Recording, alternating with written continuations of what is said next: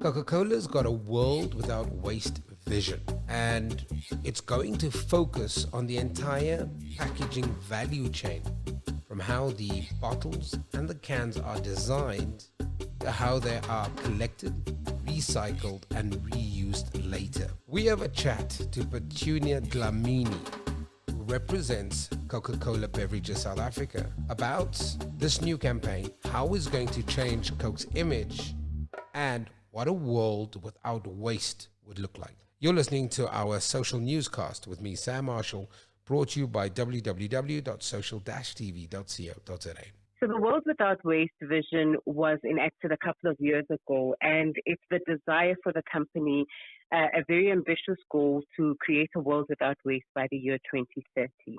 What that means is we want to collect every single bottle and can that we sell.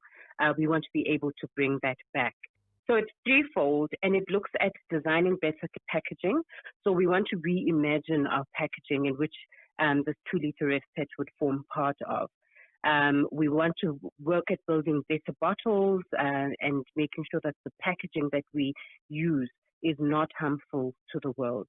Secondly, it is to collect that particular packaging. So like I said, collect every single bottle and can that we sell by the year 2030, and it works at bringing people together to help collect and recycle different bottles. Then thirdly, it's about partnering with communities and industry. So we form part of PETCO, the plastic recycling company, and we work with NGOs and local governments to do cleanup campaigns and so on. So really, that's what the 3 pillars of the World Without Waste element or vision. You talked about the work that you've done in communities. Now, I know that you had very successful launches in the Eastern Cape. You went through Limpopo, you went in Mpumalanga, and the Northern Gauteng. Just talk to me about those launches and what was it, bearing in mind, obviously, but we're coming out of, well, we're out of it already, but we're out of National Cleanup and Recycle Month anyway in South Africa, which was September. But talk to me about the launches and the kind of engagement you've had on the ground with those communities. Sure, it's been a very busy month for CCBSA, the month of September. Again, something that's very close to our hearts, and it's about doing business the right way. So right across the country where CCBSA operates, we've done various cleanups in local communities. We partner with the local government. So, for example, in the Gauteng region or the city of Joburg, we work with the Cleaner Joburg team to help create that world without waste. So we'll bring some of our own employees, our own partners, local communities in the different areas where we're cleaning up. Of course, we've had to minimize the numbers this year due to COVID, but really it's about, mobilizing the entire community to participate in these cleanups. In the Eastern Cape and KZN, we've done beach cleanups. Literally right across the country, it's been cleanup upon cleanup, and really just driving the message home that we can create this world without waste. And of course, with the launch of the 2-liter FPET, it's just been amazing. And the people, the communities are so receptive of this pack because they get to experience premium brands at a affordable price. But I must admit, I'm not naive to the work that Coca-Cola has done in the past. I mean, this is not something really new. Coca-Cola has cared about the environment in the past, but publicly it's had a lot of backlash. We know that plastic waste is a scourge on the planet. We know that landfills are filled with straws, and there's been this massive concerted effort to really change it, and we can actually see it physically. Majority of us now get paper straws in restaurants. And the education around kind of protecting our environment. How much of this is really to walk back that negative image that Coke has had over the years? When you watch those documentaries online and you see the various organizations around the world still blaming Coca-Cola for for the pollution that we're finding in mass around the world. How much of this really, if you look at the two pillars as well, one of them is to raise awareness and the other one is to reduce plastic pollution, is a walk back to Mm. say Coca-Cola is, well, we've always cared, but maybe we needed to be more public about it, and now we are more public about it.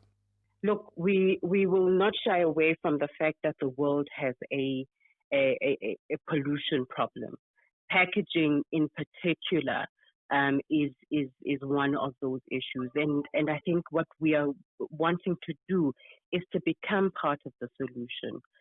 We want to be leaders, as leaders in the industry. We want to be leaders in ensuring that we are collecting that waste. That's why we've put such stringent and very ambitious goals for ourselves. We want to be part of the solution. It's part of our extended producer responsibility principle. So really, I think what we wanting to this world without waste that we wanted to create, we acknowledging that every single person, industry body, company, communities, we all have a role to play in ensuring this world without waste. Are you comfortable that Coke has walked back that negative perception that they had or held so many years ago?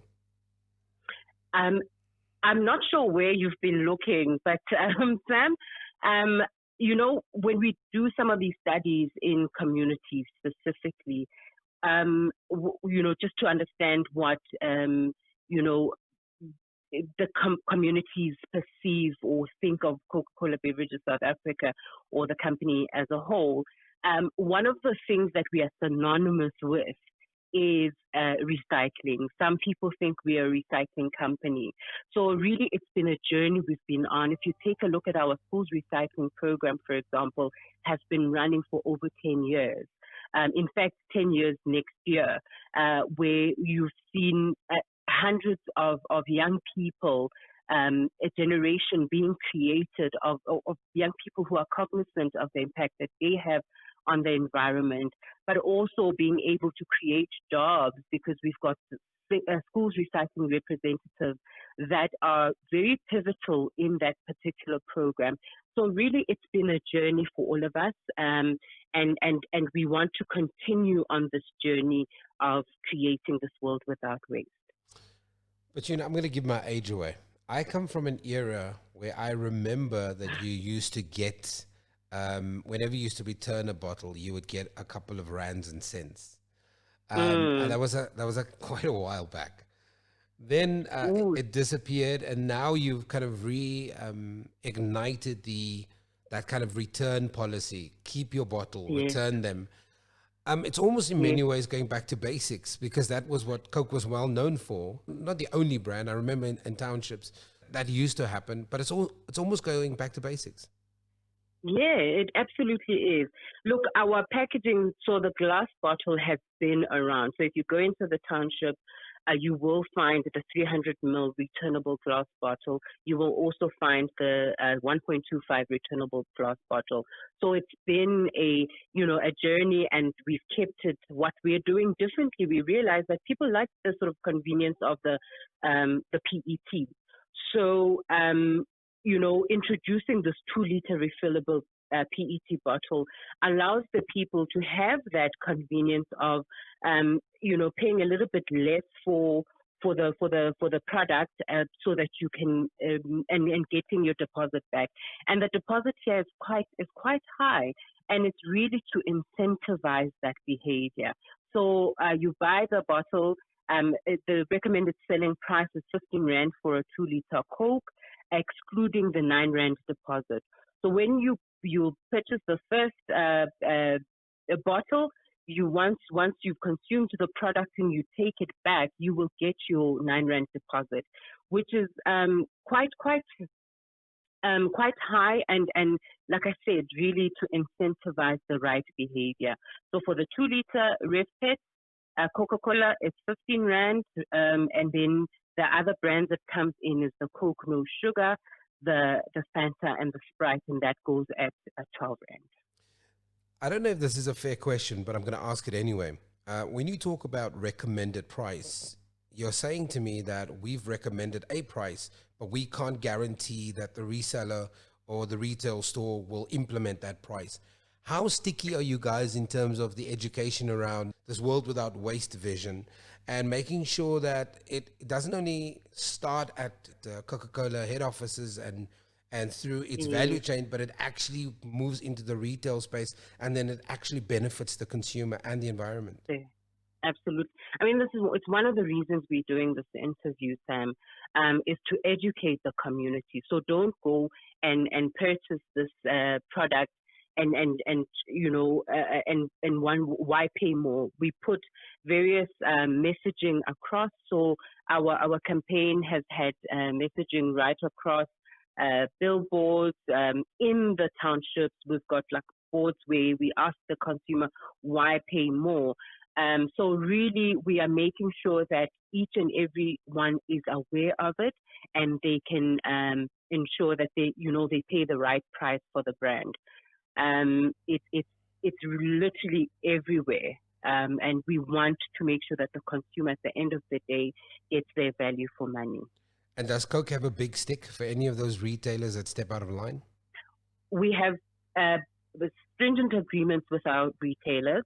We have a proper agreement that we agree on what is the payment and what do they get in return. So they would have no reason to not pass on that benefit to the consumer.